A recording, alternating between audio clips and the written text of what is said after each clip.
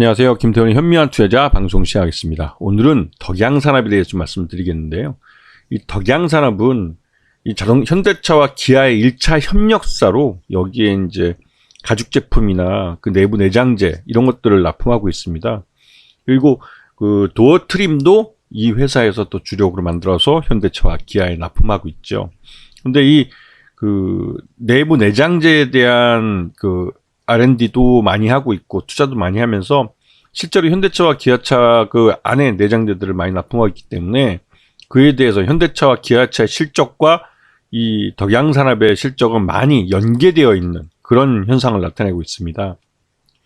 그리고 최근 들어서 이 덕양산업의 그 핵심 주력 사업인 그 내장재 쪽에 대한 여러 가지 투자뿐만 아니라 전기차 배터리 케이스에 대한 이 수주도 하면서 이 덕양산업이 향후 전기차 부품업체로도 이 전환할 수 있음을 확인시켜줬습니다.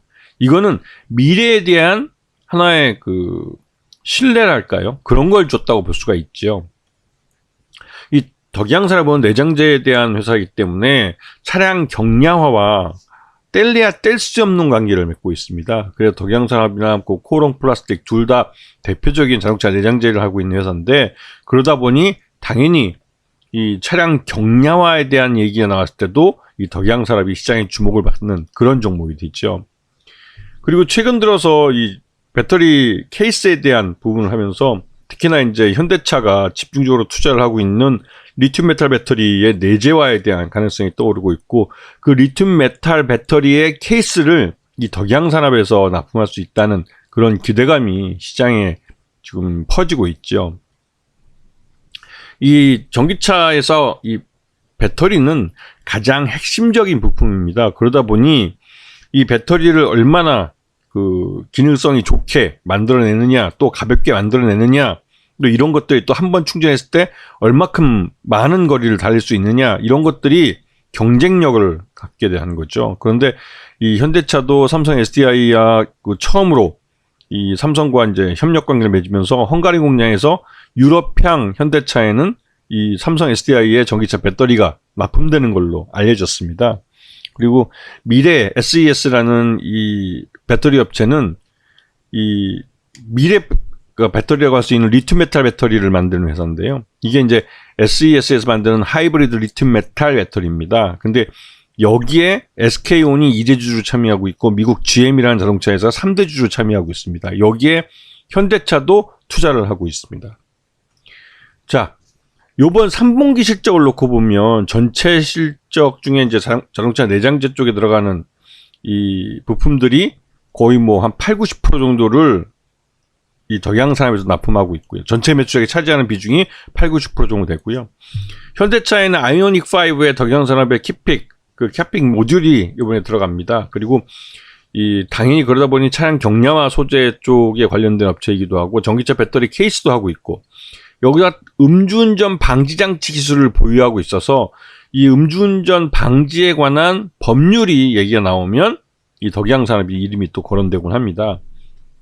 자, 그리고 이 3분기까지 누적해서 매출을 보면 작년보다 확실히 좋아진 것을 볼 수가 있어요. 이거는 현대차와 기아라는 우리나라 자동차 시장 1위, 2위 업체와 협력 관계를 맺고 있기 때문에 꾸준히 이 현대차와 기아의 실적이 좋아지면 함께 좋아지는 그런 구조를 갖고 있기 때문에 그렇습니다. 그러다가 지난 8월 기아자동차와 도어트림에 5천억 원 규모의 장기 계약을 맺었고요. 이번에는 현대차와 도어트림을 6천억 원대 공급 계약을 맺으면서 현대차와 기아 양쪽 다 계약을 합쳐보면 1조가 넘는 규모의 장기 계약을 맺게 된 거죠.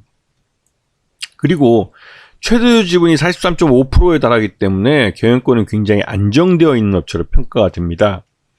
자, 지금 덕양산업의 주가를 보면 작년 올 상반기 쪽에 한 2분기 때까지 주가가 계속 오르다가 3분기 이후로 주가가 흘러내린 것을 알 수가 있습니다. 이게 이제 현대차가 수출 차량들에 대한 재고 조정 그리고 또 그 울산 공장에서의 전기차 라인 기존의 내수차 라인을 줄이고 전기차로 라인을 교체하면서 발생하는 이런 재고 조정의 순간에 이 현대차와 기아의 실적이 3분기 때 둔화될 걸 우려하고 또 부품업체다 보니까 당연히 선제적으로 거기에 대한 물량을 줄일 수밖에 없습니다. 그런 부분이 올 3분기 때 주가에 반영이 된 거죠.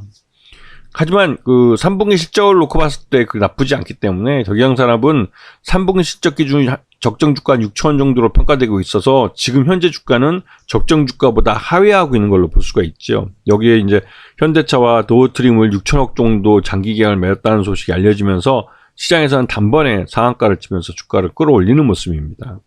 이렇듯이 자동차 부품사들은 우리나라에서는 현대차와 기아의 실적에 연동해서 움직인다는 걸 보셔야 돼요. 그래서 현대차와 기아가 다음 분기에 어떻게 영업을 할 것이고 어떠한 비전을 제시해 주는지 그런 부분을 보시고 자동차 부품업체들은 투자 시기를 조율하시는 게 말 그대로 수익면뿐만 아니라 안정성에서도 굉장히 유리하다고 볼 수가 있죠. 아시겠죠? 자, 오늘 방송 여기서 마치겠습니다. 감사합니다.